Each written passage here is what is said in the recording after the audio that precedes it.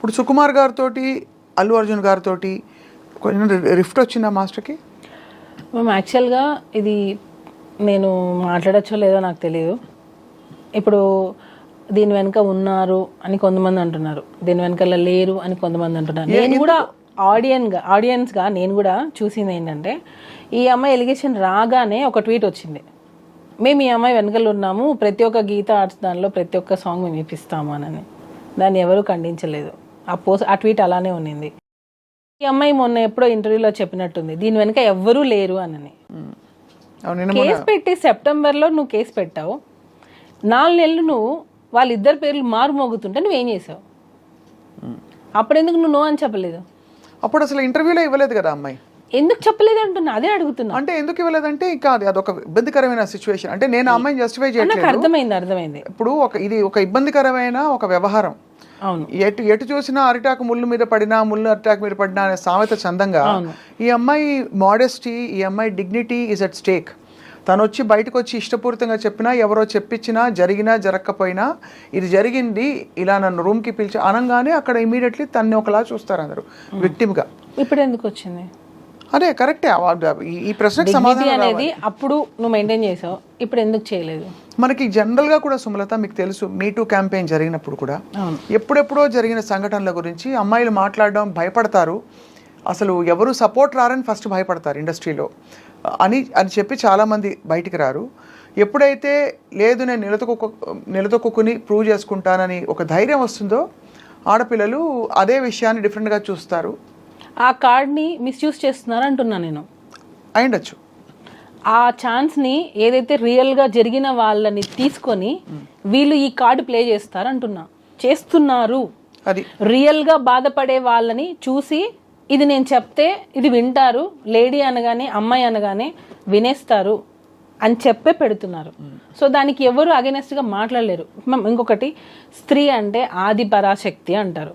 ఆ శక్తిని నిజం కోసం వాడండి అంటున్నా, ఆ శక్తితో ఆడుకోవద్దు అంటున్నా. ఇది ఎవరు ఎలా తీసుకున్నా పర్లేదు, ఆడపిల్ల అనే ఒక ఉమెన్ కార్డ్ని రాంగ్ దానికి యూస్ చేయొద్దు అని చెప్తున్నాను నేను. రియల్ విక్టిమ్స్ చాలా సఫర్ అవుతున్నారు. అయితే ఉందంటారు, అన్ని క్రాఫ్ట్స్లో ఉందంటారు. ఎందుకు ఉండదు మ్యామ్? ఎందుకు ఉండదు? ఇప్పుడు జరిగేవి ఎక్కడైనా జరుగుతాయి. సాఫ్ట్వేర్ అవ్వచ్చు, కన్స్ట్రక్షన్ దానిలో అవ్వచ్చు, మన ఇండస్ట్రీలో అవ్వచ్చు, మీడియా దానిలో అయి ఉండొచ్చు.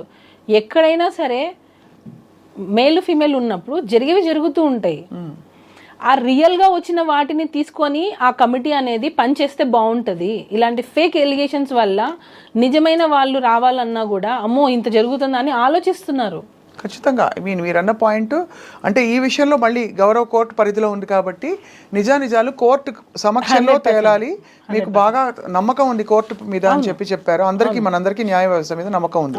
ఇవాళ మాట్లాడడంలో ఆంతర్యం కూడా మీరు పడ్డ కష్టానికి, భార్యగా మీరు నలిగిపోయిన విధానానికి మీకు ఏమిటి పరిష్కారం అని తర్వాత జరిగిన సంఘటనలు మీ నోట తెలుసుకుందామని పిలిచాం, వేరే సెకండ్ హ్యాండ్ ఇన్ఫర్మేషన్ కాకుండా.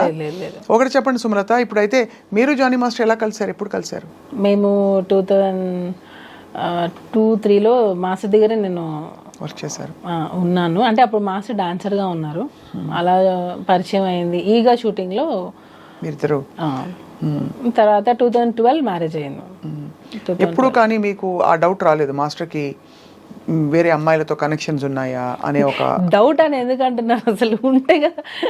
నేను మళ్ళీ అదే చెప్తున్నా, నేను ఇంత పాయింట్ కూడా ఎందుకు నేను దాన్ని తీసేస్తున్నానంటే అది ఉంటే కదా అంటున్నా నేను. ఇక్కడ మాత్రం మీరు అటువైపు నుంచి ఉందని గ్రహించారు కాబట్టి అన్నిసార్లు వెళ్ళి.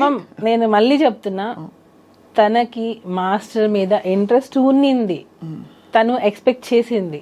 ఆ ఎక్స్పెక్ట్ చేసింది వదిలేసి పిల్లల్ని వదిలేసి రా, నువ్వు నాతోనే నీ లైఫ్ ఉండాలి, నాతోనే ఉండాలి. నేను ఆఫ్ కెమెరా నేను మీకు రికార్డింగ్స్ కావాలంటే వినిపిస్తా. నువ్వు నాతోనే ఉండాలి. ముస్లిమ్స్ దానిలో 4 పెళ్ళిళ్ళు ఉన్నాయి కదా, చేసుకోవడానికి నీకు ఛాన్స్ ఉంది కదా, చేసుకోవచ్చు కదా అని పెళ్లి చేసుకోమని అడిగింది. అని వాళ్ళ మదర్ ఈ అమ్మాయి ఇద్దరు ఉంది కదా ఛాన్స్ నీకు అని ఎంత టార్చర్ చేశారంటే, మీరు అడిగిన క్వశ్చన్ ఇప్పుడు వ్యాలిడ్ అవుతుంది. యాజ్ ఎ వైఫ్గా నువ్వు ఎంత సఫర్ అయ్యావని. నా హస్బెండ్ నాకు సపోర్ట్ చేయకుండా ఉంటే నాకు ఎక్కడ జానీ మాస్టర్ దాన్ని కట్ చేస్తారా మొత్తం విషయాన్ని? అందుకే కదా అమ్మాయికి వాళ్ళు ఎక్కడో మణికొండలో ఉంటున్నారని ఆ పుకార్లు కూడా వచ్చాయి మధ్యలో. వాళ్ళు మణికొండ బ్యాక్ సైడ్ అనుకుంటాం వాళ్ళది. అంటే అమ్మాయి వాళ్ళు స్ట్రీట్ నాకు తెలియదు కానీ మణికొండ సైడ్ ఈ అమ్మాయి జానీ మాస్టర్ కలిసి ఉన్నారు లివిన్ అని కూడా ఎక్కడ ఇవన్నీ అంటే బయటకు వచ్చిన అనేక విషయాలు. లేదు నేను వాళ్ళ అనుకున్నా, మళ్ళీ ఇది వేరేలాగా వెళ్ళిపోతుంది. వాళ్ళు ఉండింది అక్కడ, లివ్-ఇన్ రిలేషన్షిప్ లేదు. ఆ అమ్మాయి మాస్టర్ని ఇష్టపడింది, ఇది వాళ్ళ మదర్కి బాగా తెలుసు. వాళ్ళ మదర్ ఉండి ఎంకరేజ్ చేసింది. అసలు యాక్చువల్గా అమ్మాయి ఇలా అవ్వడానికి కారణమే నాకు తెలిసి వాళ్ళ మదర్, నేను అనుకోవడం. ఎందుకనంటే పేరెంట్స్ అనేవాళ్ళు, ఇప్పుడు మా పాప ఉంది, స్కూల్ నుంచి రాగానే నేను ప్రతిరోజు అడుగుతాను, ప్రతిరోజు నేర్పిస్తాను. గుడ్ టచ్ బ్యాడ్ టచ్ అనేది చిన్నపిల్లలకి ఇప్పుడు మనం వస్తూనే ఉంది. నేను ఇంకొక చిన్న ఎగ్జాంపుల్ చెప్తాను.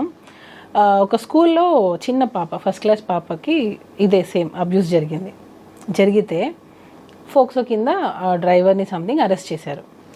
ఆ పేరెంట్స్ ఏం చేశారంటే వాళ్ళ ఇంటి అపార్ట్మెంట్స్ పైన ఓనర్తో సంథింగ్ రెంట్ మీద గొడవలు అయితే అదే ఫోక్సో కేసు ఆ ఓనర్ మీద ఈ పాపకు చెప్పి పెట్టించింది. నిన్ను మిస్బిహేవ్ చేశారని చెప్పు, నన్ను ఇలా టచ్ చేశారని చెప్పు అని అదే పాపకి ఆమె చెప్పి ట్రైనింగ్ ఇప్పించి పోలీస్ స్టేషన్లో కంప్లైంట్ ఇప్పించి అదే ఓనర్ మీద ఇది జరిగింది. ఓనర్ మీద కంప్లైంట్ ఇప్పించింది. కొన్ని రోజుల తర్వాత అది ఫేక్ కేసు అని ఆమె మళ్ళీ ఒప్పుకుంది. నేనే పెట్టించాను కోపంతో, ఆ పాప కూడా ఒప్పుకుంది. ఈ మధ్యలో ఎవరిది మేము లాస్ అయింది? కరెక్టే. సో రియల్గా జరిగే వాటికి ఇట్లా దీన్ని యూస్ చేసుకుంటున్నారు. ఇది పెడితే ఇంకా నో అంటే ఇన్వెస్టిగేషన్ జరిగేంత వరకు అది రిమైండ్లో ఉండాల్సిందే. అవును.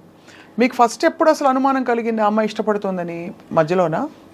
అదే నేను ఏదో సాంగ్కి వెళ్ళాను, రంజితమే సాంగ్ సంథింగ్, దానికి ముందు ఒకసారి వెళ్ళాను నేను. అక్కడ మీరు షూట్ సెట్లో చూస్తే మీకు మాస్టర్ బర్త్డేకి ట్రీట్ ఇచ్చారు ఒకసారి, అందరు వచ్చారు. అప్పుడు ఈ అమ్మాయి కూడా వచ్చింది. వచ్చినప్పుడు అమ్మాయి డ్రెస్సింగ్ నా ముందు అన్ని చుడిదార్లు వేసుకోవడం, సాంప్రదాయంగా ఉన్నట్టు ఉండడం, అలా ఇలా అంటే ఈవెన్ మా రిలేటివ్స్ కూడా చెప్పారు, తను నిన్ను ఫాలో అవుతున్నట్టుంది, కొంచెం చూసుకో అని చెప్పారు నాకు. ఏంది ఏం అవసరం అన్నాను, ఏమో నాకు కొంచెం అని మా రిలేటివ్స్ కూడా డౌట్ పడ్డారు, అమ్మాయి బిహేవియర్ కొంచెం విచిత్రంగా ఉంది అని. సరే అని చెప్పి అబ్జర్వ్ చేశాను, చూస్తూ ఉండడం, అలా ఇలా ఉంటే ఆడపిల్లకి తెలిసిపోతుంది కదా ఇంకొక ఆడపిల్ల ఎలా బిహేవ్ చేస్తుందని. అప్పుడే మేము అనుకున్నాం తిను సంథింగ్ ఎక్స్పెక్ట్ చేస్తుంది అని. అప్పుడే నేను పిలిచి మాట్లాడాను, ఇది కరెక్ట్ కాదు, నువ్వు ఏదైనా ఒకవేళ అలాంటిది ఉంటే మానేసుకో అని చెప్పాను నేను ఆల్రెడీ. ఏమంది అమ్మాయి ఇప్పుడు? లేదు అసలు నాకు అలాంటి ఫీలింగ్స్ ఏం లేవు, అసలు నాకు అలాంటిది ఒపీనియనే లేదు అంటది. నా దగ్గర అదే అంటది తను. తర్వాత నేను కొంచెం తెలుసుకొని నాకు ఎప్పుడైతే అసిస్టెంట్ కొరియోగ్రాఫర్స్ నుంచి నాకు కాల్స్ వచ్చాయో అప్పుడు నేను కన్ఫర్మ్ చేసుకున్నా దట్ ఈ అమ్మాయి కొంచెం అని మీకు ఎక్స్పెక్ట్ చేస్తుంది. తనకి తెలుసు పెళ్ళయింది, పిల్లలు ఉన్నారని తెలుసు. ఆ అమ్మాయికి కాదు వాళ్ళ మదర్కి తెలుసు, వాళ్ళ ఫాదర్కి తెలుసు. అయినా కూడా వాళ్ళు నీకు నిజంగా అంత హెరాస్మెంట్ జరుగుతున్నప్పుడు నువ్వు ఎందుకు వెళ్ళిపోలేదు? ఆ అమ్మాయి కంటే తెలీదు.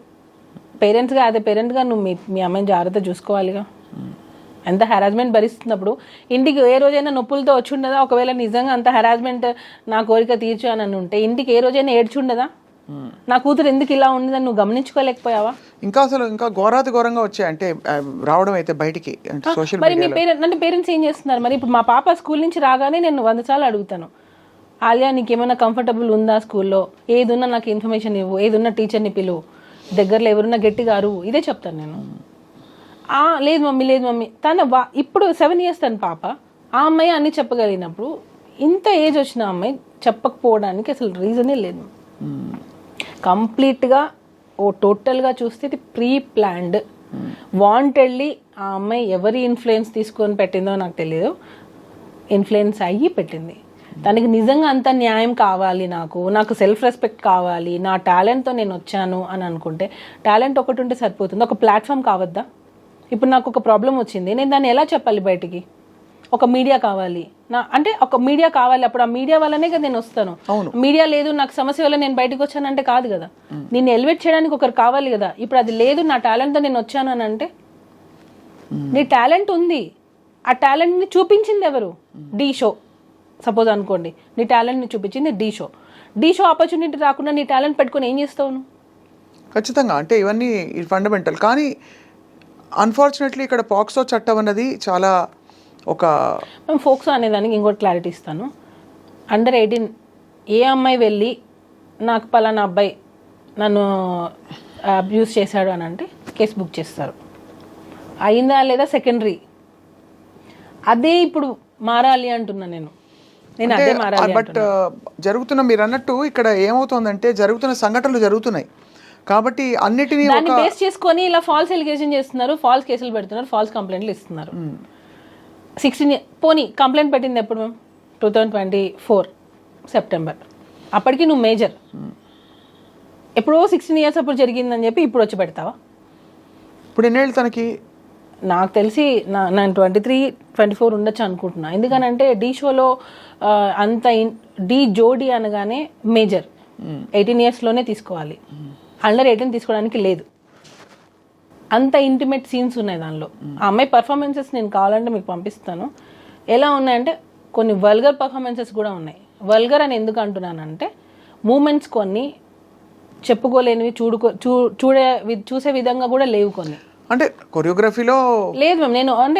నేను అదే చెప్తున్నా. కొరియోగ్రఫీలో కూడా ఒక లిమిట్ ఉంటుంది. అలా అని మనం ఇప్పుడు బట్టలు విప్పుకొని మనం కొరియోగ్రఫీ చేయలేం కదా. అది కొరియోగ్రఫీ అంటే ఒప్పేసుకుంటారా? మేము చూస్తే మొన్న వచ్చిన దబుడు పాట గురించి ఏమంటారు మీరు? ఏమనలేము. మళ్ళీ మీ చేత మాట్లాడిస్తే మళ్ళీ మీరు ఇబ్బంది పడతారు. చెప్తున్నాను మేమేం సో ఒక లిమిట్ ఉంటుంది. చెయ్యండి, సెక్సీగా ఉండాలి, డిగ్నిటీగా ఉండాలి, అలా ఉండాలి తప్ప డాన్స్ అని చెప్పి మనం ఇష్టం వచ్చినట్టు చేయలేంగా.